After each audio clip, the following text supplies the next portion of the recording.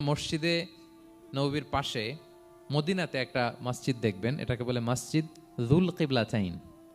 এমন মসজিদ যে মসজিদে এক নামাজে দুই কেবলা শেয়ার করা হয়েছিল।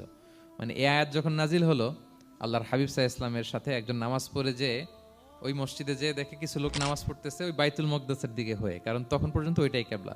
তিনি নামাজরত অবস্থায় এদেরকে বললেন যে তোমরা তো জানো না এই মাত্র আয়াত নাজিল হয়েছে, কেবলা কিন্তু আর ওই দিক নাই, ডাইরেকশন চেঞ্জ, এদিকে হয়ে যাও।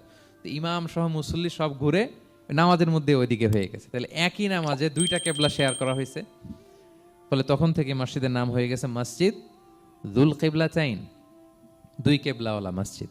তাহলে দেখেন, আল্লাহর হাবিব সাল্লাল্লাহু আলাইহি ওয়াসাল্লামকে খুশি করার জন্য আল্লাহ তাআলা কেবলা চেঞ্জ করে দিছে। সুবহানাল্লাহ বলতে পারলেন না?